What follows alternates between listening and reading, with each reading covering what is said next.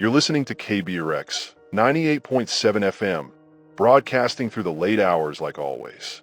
If you're still out there, on the road, curled up in the back of a rig somewhere, or just lying awake while the house breathes around you, I'm here and the signal's holding steady. For now, tonight's sky is quiet, almost too quiet. I know that sounds strange. The sky doesn't make sound, not in the way we usually think. But when you've stared at it long enough, out here in the desert, no streetlights for miles, no planes overhead, you learn to read its silence. You learn how to feel when something isn't right. And something isn't right tonight. I was outside during the last song break. Old tape from the 70s, a dusty folk tune with a busted guitar and a voice like whiskey poured over gravel. I lit a cigarette, I promised myself I'd quit, leaned against the hood of the station wagon I never drive, and looked up like I always do. It's a ritual at this point. Count the stars, find Orion, maybe make peace with whatever the hell this job has turned me into. But tonight, something was missing. At first I couldn't place it. The sky's never the same twice. The way the stars scatter across it changes with the season, the time, the atmosphere. I tried to write it off, but the longer I looked, the more certain I was. A star I always see, one of the ones I don't even have to search for, it was gone. Now, I'm not an astronomer. I can't give you coordinates or classifications, but I know the sky over this patch of desert like I know the back of my hand. And when something's missing, it's like a tooth you didn't notice until your tongue finds the space. So I mentioned it offhand when I got back inside. I said something into the mic, just a quiet aside, half a joke, something like, maybe the star finally burned out, or maybe I'm just losing my memory. I didn't expect anything. But 10 minutes later, the phone rang. A listener, long-haul driver, voice low, serious, said he was pulled over just outside Gallup, drinking burnt gas station coffee and watching the sky while I talked. He asked me, "Did you really see it too?" I asked what he meant, and he said, "There was a bright one, out past the tail of Cassiopeia. I watch it every trip. Tonight it's not there." I didn't know what to say. We sat there in silence for a bit. He didn't push, and neither did I. Then he just said it feels wrong, and hung up. That was 3 hours ago. Since then, I've had 5 more calls. 2 from out of state, all saying the same thing. A star that's always been there isn't anymore. I even checked some of the amateur stargazing forums online. Same reports. Nothing dramatic. No news outlets. Just people wondering quietly whether something that should be in the sky has blinked out. No comets. No nova. No flares. Just gone. It's strange, isn't it? How something as small as one missing light in the sky can make you feel like the world is shifting underneath you. I know stars die. I know it happens all the time. And the light we see is old news anyway. But this feels different. It doesn't feel like a death. It feels like something has been removed. That's a hard thing to explain. But if you've ever had a dream where the room you're in doesn't have a door, or a house you know suddenly has one more window than it should, you know the feeling. It's not terror. Not yet. It's disorientation. It's your brain trying to fill in a shape that used to be there. I'm going to stay up tonight. I'm not signing off. Not until I know if it was just one. Maybe it was a trick of the eyes. Or a passing shadow. Or maybe it's something else. So if you're out there, if you're awake, go outside. Look up. Tell me what's missing. After I asked folks to go outside and look up, the calls didn't stop. Not even for a second. The phone lines lit up like they used to during storm warnings, back when people still believed radio could help them through something. I guess in a way, they still do. People need voices when the dark gets weird. Most of the calls came from nearby, small towns, outposts, truckers scattered across the highway system that cuts through this stretch of nowhere. A couple of them even mentioned that same star near Cassiopeia, said they'd been using it to orient themselves on long hauls, like a fixed pin in the sky. And it's just gone. Not dimmed, not shifted, gone. One guy, name was Toby, I think, said he's been charting stars for 30 years. Amateur, but serious. Keeps a logbook, sketches, notes the angles.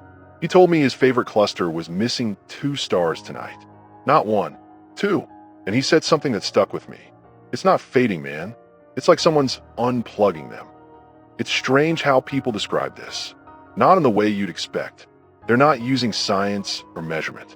It's all metaphors, all comparisons, One woman said, "It's like there's a thumbprint smudging the sky." Another said, "It's not night anymore. It's something pretending to be night." I don't know how to explain it either. I went outside again about 20 minutes ago, stood in the middle of the dirt access road behind the station with nothing but the signal tower humming above me. The sky looked shallower, like there was less depth between the stars, less space.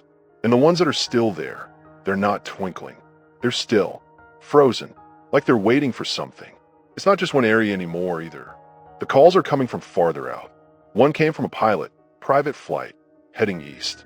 He said it was the clearest night he'd seen in weeks, but a stretch of stars he always counted on to keep his heading had vanished over the Rockies. He asked if I'd heard anything official. I hadn't. Still haven't.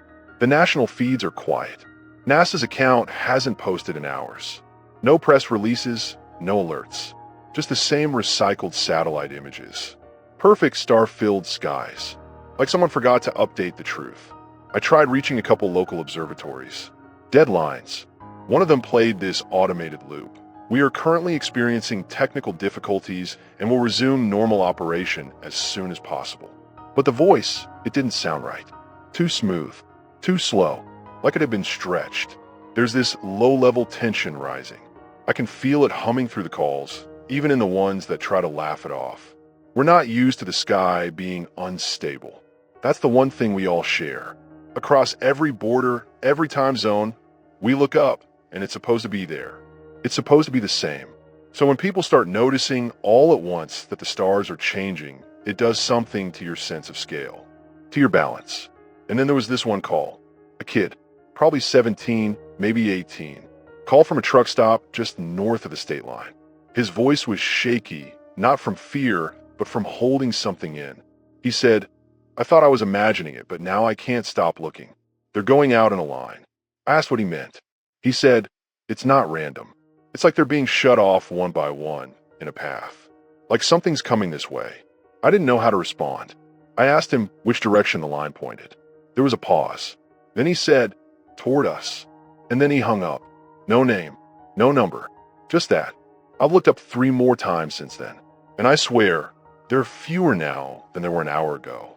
Not dozens, just 2 or 3 fewer each time I look. It's subtle, but it's happening.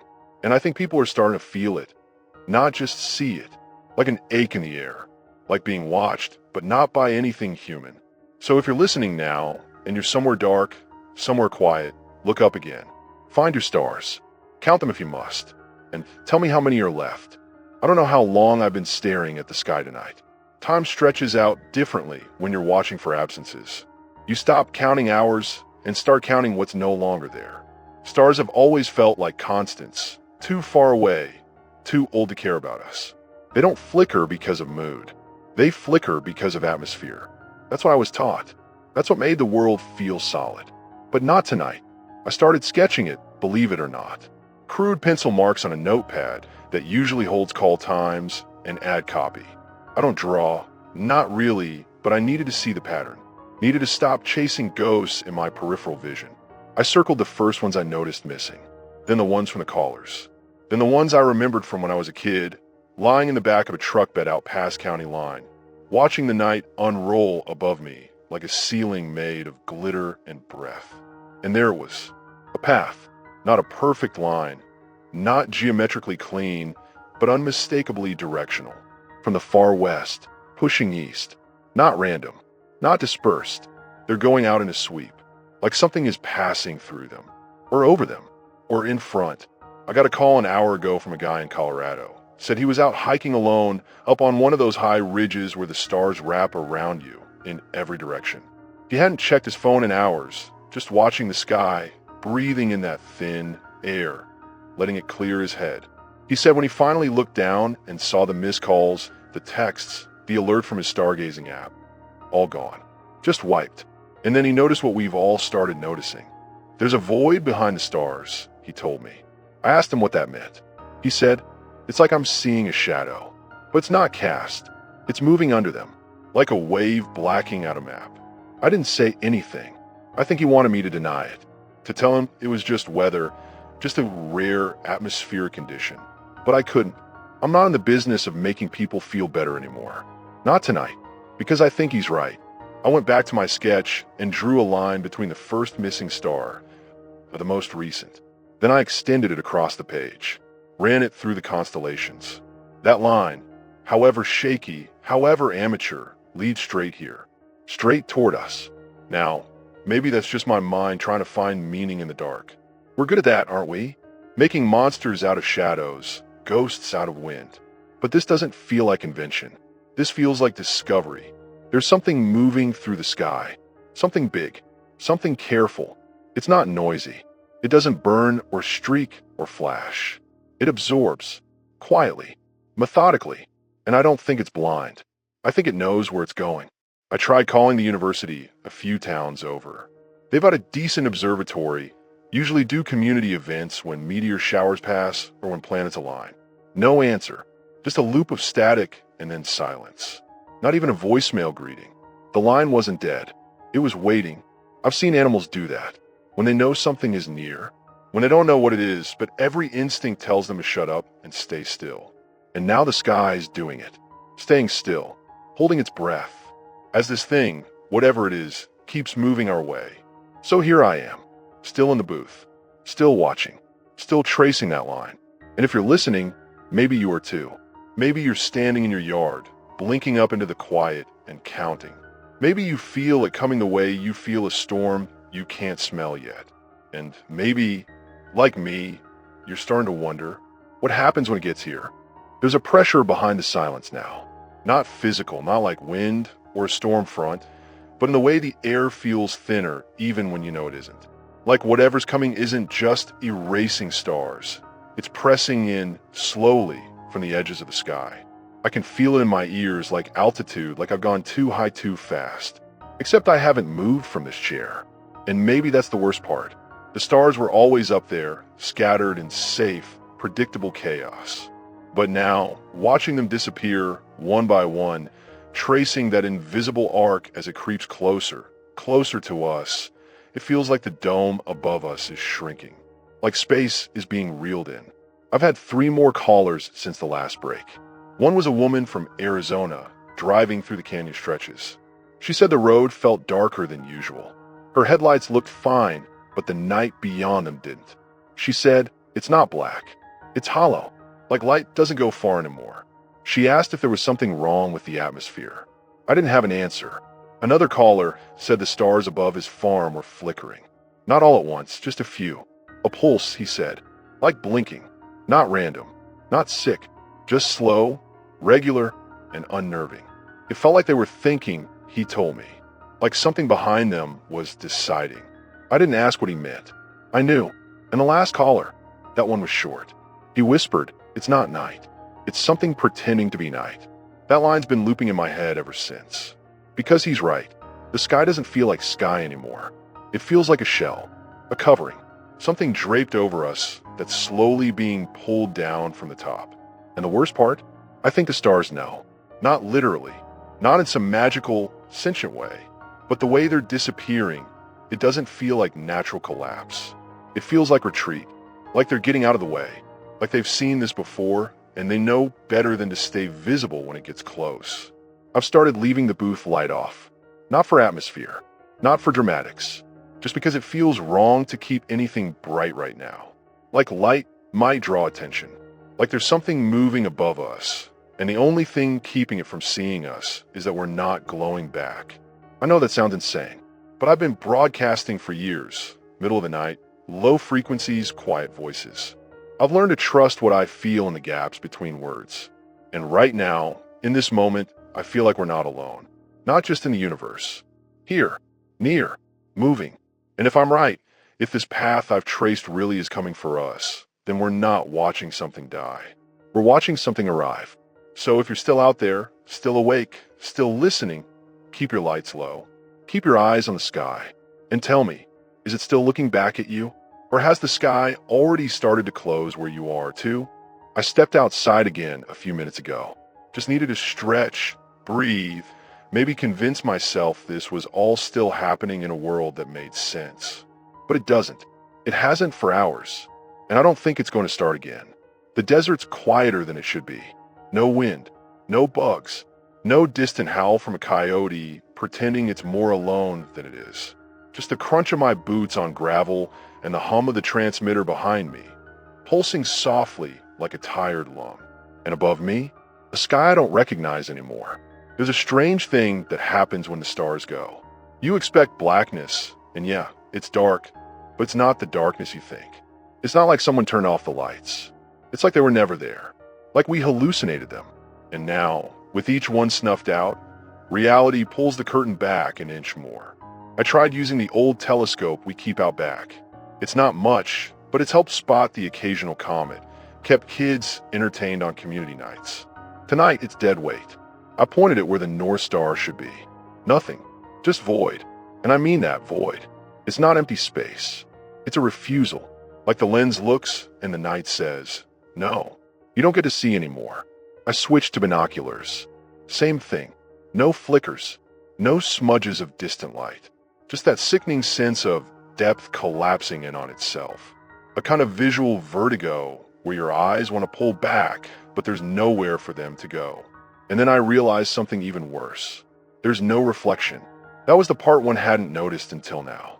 The stars that remain, what few are left, they don't reflect in glass anymore. I checked the windshield of my truck, the windows of the booth, even the little mirror above the sink. Nothing. You can look up and see them. Maybe 2 or 3 stubborn specks still holding. But look down at the same angle in glass, and they're gone. That's not how light works. Even faint stars should throw something. A glint, a shimmer. But now it's just black, pure, perfect black. It's like they've been cut out of the world in more ways than one. Not just blotted out in the sky, but erased from memory, from interaction, from record. It's like something is rewriting how we're allowed to see. And then I got the message. Not a call, not a voice, just an auto recording that slipped through the station's side channel.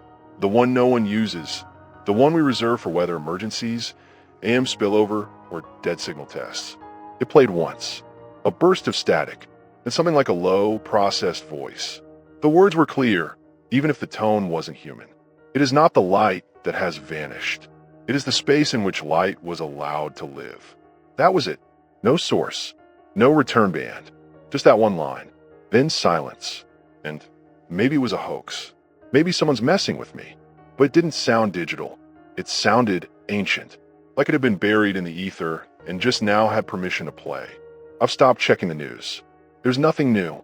The same 4 headlines, none of them about the sky. Either no one knows or no one wants to say. But I know what I see or don't see. And I know this. Whatever's moving toward us, it isn't burning. It isn't destroying. It's removing. And when it gets here, I don't think we'll be left with ruin. I think we'll be left with nothing. After that message came through, the one about light no longer having a place to live, I kept the side channel open. Let it run the background while I flipped through every emergency frequency I could think of.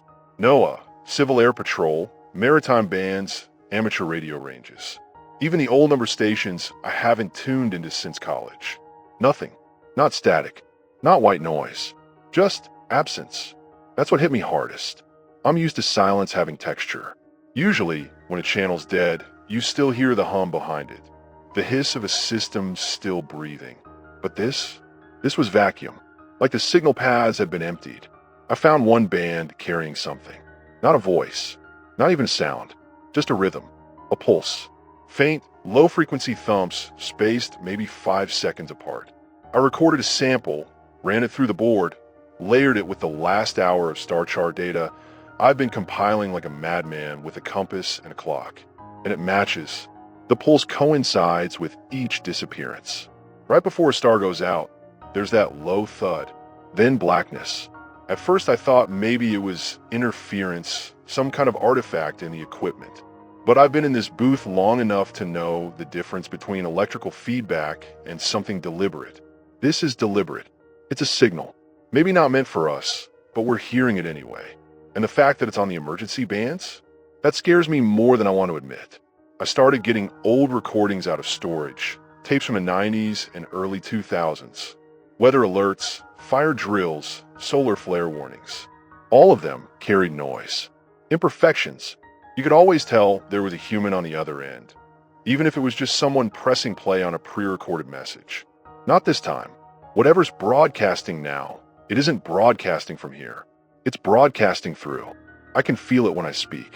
I hesitate before each sentence, like I'm not the only one forming the words. Like there's something in the room with me, not seen, not heard, just felt, waiting, taking measure. Earlier, I put a glass of water on the console. I don't know why, just needed to see something stay still. And it did for a while, but then it rippled. Not from my movement, not from the AC, a single ripple, in time with the signal. And I knew, we're not just witnessing a vanishing. We're part of a process. It's not that the stars are going out randomly. It's not decay. It's sequence. Something vast, something structured, is moving from point to point, shutting off the lights like it's closing up shop. Not cruelly, not violently, just systematically. And every time it does, the universe gets a little quieter. The stars vanish. The signals die. The reflections fade. And all that's left is the beat. That slow, mechanical pulse. I keep thinking of old computers shutting down.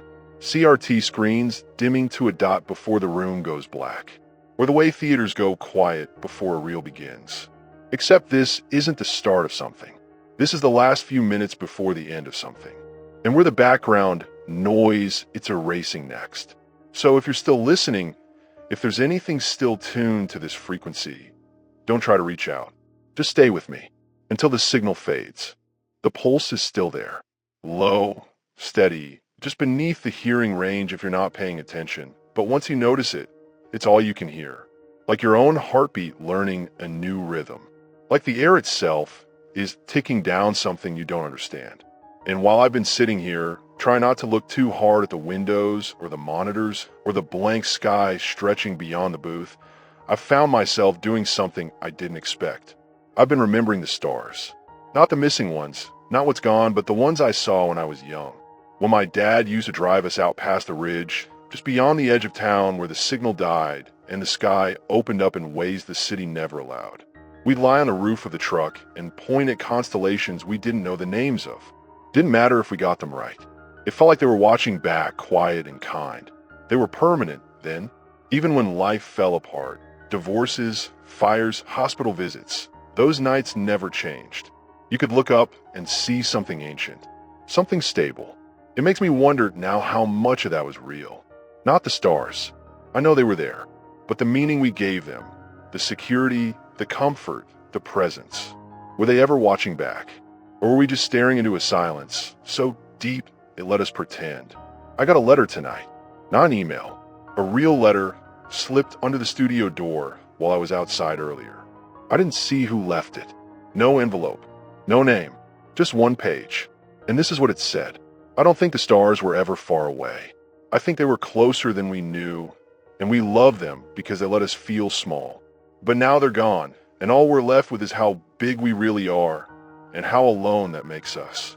I've read it 5 times now, and I still can't decide if it's the saddest thing I've ever read or the most honest. Because that's the part no one's saying out loud. The part beneath all the fear and confusion. It's not just about what's happening to the sky. It's about what's happening to us without it. How we orient ourselves with things that don't care if we exist. How we build rituals around the idea that something out there is stable enough to anchor us.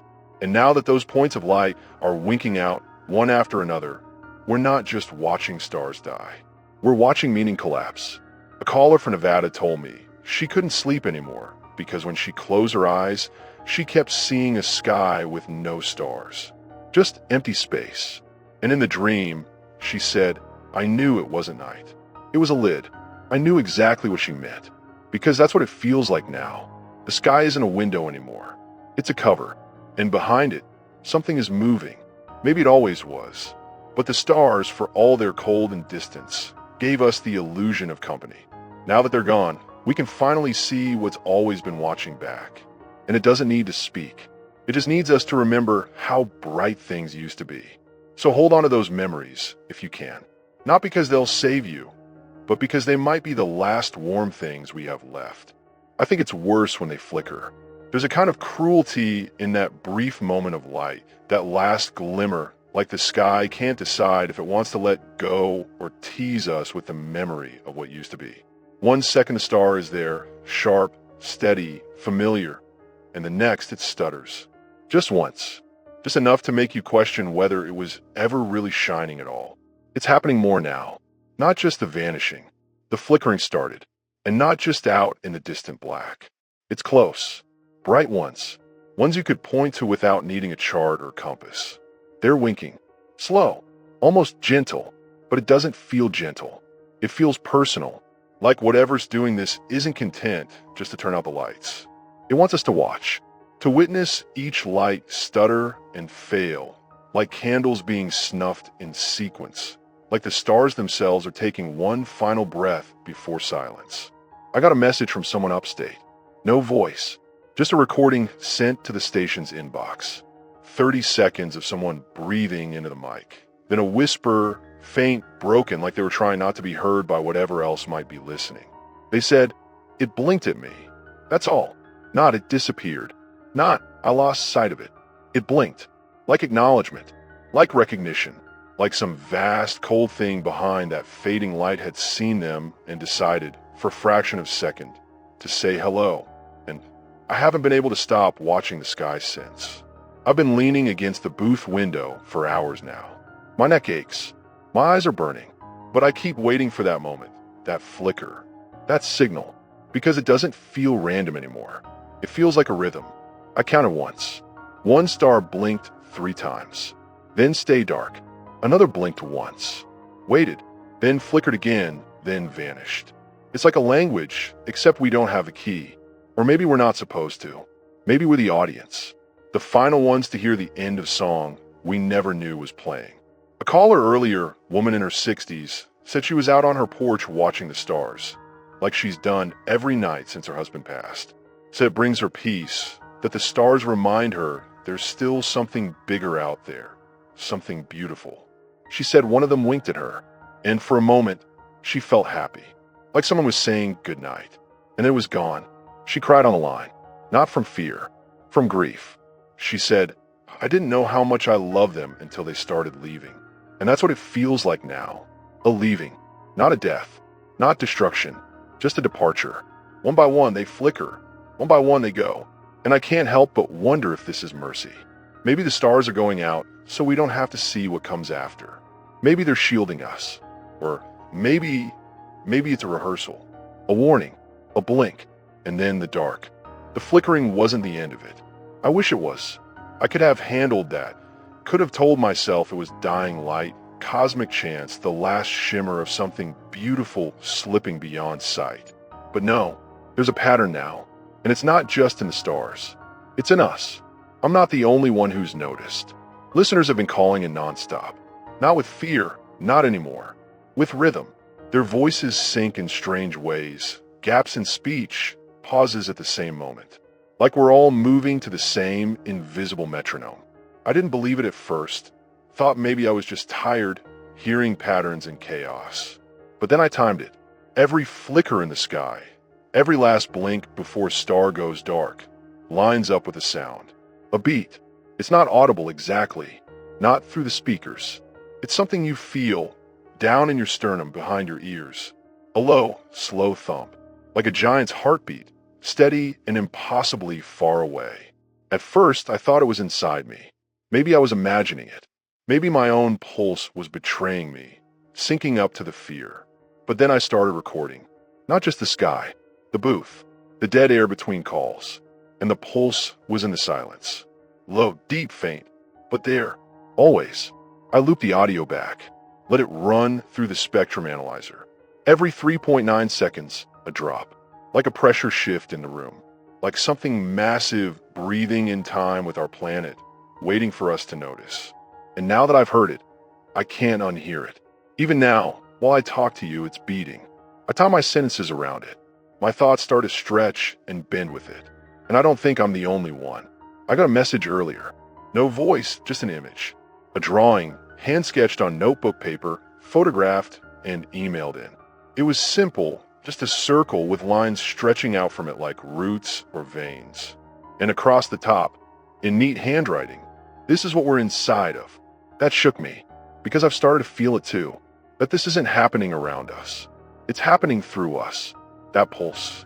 It's not external, not a signal we're picking up. It's a signal we've been tuned to. Or maybe it's tuning us now, like someone humming a note into a room and waiting to see which objects vibrate. What if this thing, whatever it is, has been out there all along? Not hiding, not traveling, just waiting. Waiting for the right frequency, the right moment, the right harmony. And now that the stars are going out one by one, maybe it finally has a clear line. No interference, no distractions, just us, alone, exposed, and beating in time. So I ask you, if you're listening, press your hand to your chest. Breathe slow. Close your eyes. Do you feel it? Because I think we're not just watching the sky vanish anymore. I think we're becoming part of whatever is replacing it. I stepped out again. I've lost count of how many times now. The door creaks the same way every time, but tonight it felt louder, like the sound didn't want to carry, like it didn't belong anymore in the stillness that swallowed everything else. And the sky, it's empty. Not darker, not stormy, just gone. I stood behind the booth, same spot where I used to watch the stars come out like old friends, and there was nothing above me. Not even blackness. No texture. No hint of depth, just a smooth, endless flatness like a ceiling painted in absence. I tilted my head back and expected vertigo, that familiar shiver of looking too far into something too big. But this wasn't big. It was blank. It felt like standing under a dome, like the night had been replaced with a shell, and every breath I took was echoing off something too close, too smooth, too unnatural. I raised my hand out of habit, pointed to where Polaris should be. I know that sky. I've mapped it. I've used it. And there should have been something there. Anything. But all I got was the outline of my fingers, backlit by the booth's weak orange glow. Nothing beyond them. That's when I knew. The stars aren't gone. They're being covered, like a curtain slowly being drawn. Or worse, like something is drifting between us and them. Something enormous. Something so incomprehensibly wide that its shadow stretches across light years. A form so vast, we don't see it, only what it obscures.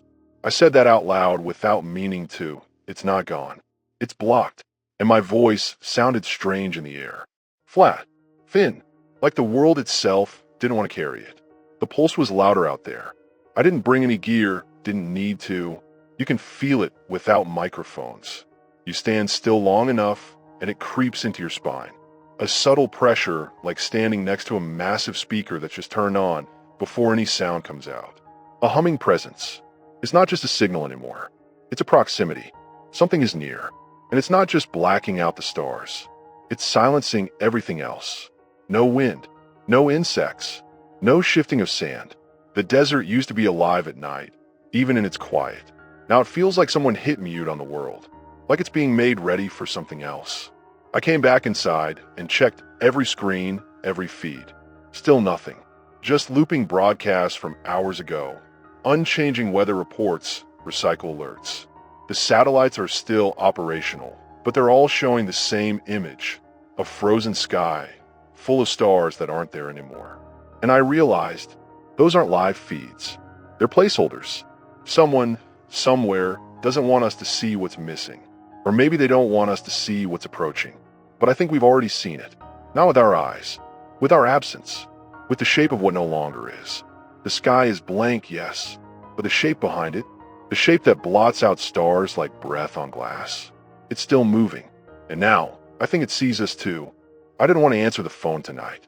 Not because I'm overwhelmed or afraid of what I'll hear, but because part of me has started to believe the voices coming through the receiver are already different. Off. Like the air they're speaking through isn't the same air I'm breathing. But I answered anyway, and I'm glad I did. It was a voice I hadn't heard in years, Dr. Rowan. Used to teach astronomy at the university 2 counties over. Ran the planetarium. Always wore threadbare jackets with elbow patches and smelled faintly like old books and chalk. He was the kind of man who made the universe feel like a puzzle we might someday solve. But tonight, he didn't sound like that. He sounded tired, hollow, like a man speaking from the bottom of a well. He didn't say hello, just said, "It's not vanishing. It's passing." I asked what he meant. He told me he'd been watching the sky from a private scope. Not at the university. Those systems have all been down for hours. But one he kept in the hills behind his house, analog, untouched by the network. Said it's not much, but it sees true. And what he saw, he said the stars weren't dying. They were being occluded. His word, not mine. That's what told me he was still himself, still reaching for accuracy, even as the world bent sideways around him. It's not decay, he said. It's not collapse. It's a passage. Something immense, something older than our sky, is moving across our view. And it's casting a shadow so perfect, so total, that we're only just beginning to see its edge. I asked him how big. He didn't answer right away. I thought maybe the line had dropped. Then he said, big enough that we're inside the penumbra now. That stopped me, because if that's true, if what we're seeing isn't just a shape blocking stars but a shadow cast by that shape, then it's not near. It's everywhere, moving so slowly, so massively, that we mistook its approach for background noise, for chance, for the natural silence of space. He said the part of the sky that's already gone, that blank curtain above us, it's not flat. It's curved, measurably, as if we're seeing a surface, not a void. And that surface is getting closer. Not fast, but inevitably. Then he asked me something I didn't expect. Do you remember when they used to say the universe was expanding? I said, yeah, I remember. He was quiet again. Then he said, what if it was only expanding to make room? What if what we're seeing now is what it was making room for? And then the line went dead. Not a click, not static, just gone. I don't think it was a power failure. I think he said what he was allowed to say. And now I'm sitting here, staring through the booth window at a sky that isn't a sky anymore, wondering if this whole time, through all our maps, our probes, our prayers, we weren't searching the stars for meaning. We were looking through them, like windows. And now, whatever was behind those windows has stood up. So if you're still awake, still watching, don't look for the stars anymore. Look at the spaces where they used to be. That's where the truth is. And it's still moving. I don't know what time it is anymore. The clocks are still ticking, but they don't feel tied to anything real. Not now. Not when the sky has stopped being a sky. Not when the horizon itself looks less like a place and more like a boundary we were never meant to reach. There's only one star left. One. I didn't believe it at first. Thought maybe my eyes were lying to me, scrambling in the dark for something familiar. But it's real. Just one solitary point of light in a ceiling of nothing. Bright, unwavering, stubborn. As if it hasn't gotten the message that the rest of them have already gone. I've been staring at it for the better part of an hour. Tried looking away, tried walking out back to breathe and tell myself I wasn't unraveling, but I keep coming back to it. My eyes just return, and I'm not alone. The calls are quieter now, less frequent. Most folks have stopped talking. Those who do call speak in hushed tones, like they're inside a church no one built. But every voice, every last one, mentions the same thing. That star. They see it too. It's visible no matter where they are, no matter what hemisphere, no matter the cloud cover. People in cities say it shines even through light pollution. Some swear it wasn't even in the sky last week. A kid from across the state sent me a drawing. No text, no name. Just a page covered in swirling dark pencil marks, over and over until the page was nearly torn. And in the center, untouched, a perfect white circle. I stared at it longer than I should have, because I understood. It's not that the star is resisting whatever's blotting out the rest. It's that it was never part of them to begin with. It doesn't flicker. It doesn't pulse. It doesn't dim or drift. It watches. I don't mean that metaphorically. I mean that I can feel it, like it's aware. Not hostile, not kind, just aware. One caller, an older man, voice like gravel wrapped in smoke, said he'd seen that star in a dream last week, before any of this started.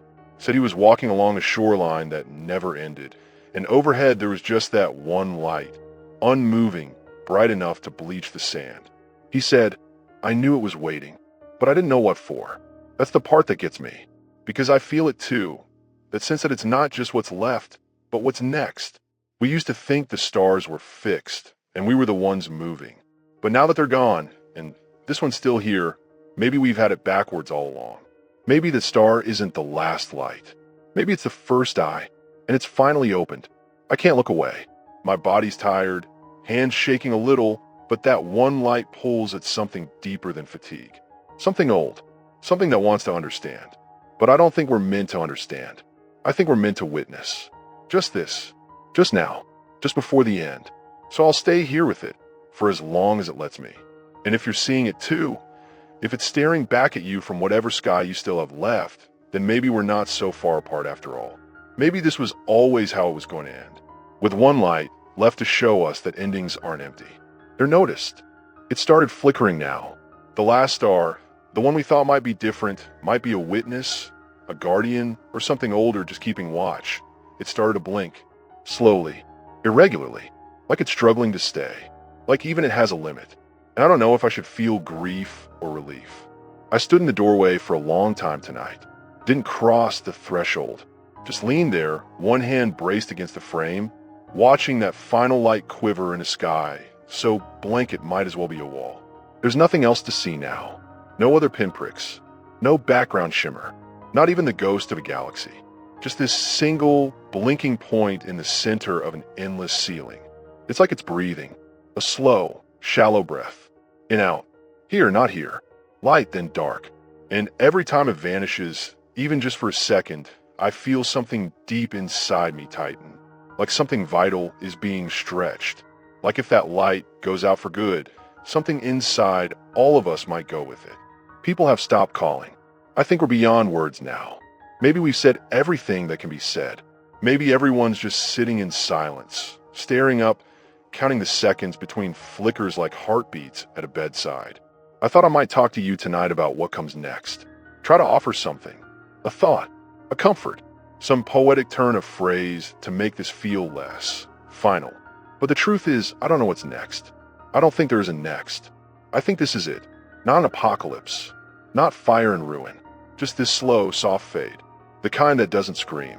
The kind that happens so gently you almost miss it until it's over. I tried turning the booth lights up earlier, just to fight back against the dark, I guess. But the bulbs barely warmed. They buzzed and dimmed and then stayed cold. Like they knew. Like whatever's happening isn't just out there anymore. It's here. It's in here. The walls feel thinner. The air tastes wrong. Not bad. Just unfamiliar. Like a place you used to know, but haven't been to in years. Familiar and distant all at once. And through it all, that single star keeps flickering. There was a time, not long ago, when I would have begged it to stay. Would have prayed to it. Maybe asked it to hold just a little longer. For me. For all of us. But I think I understand now. It was never ours. It's not staying for us. It's not blinking because it's dying.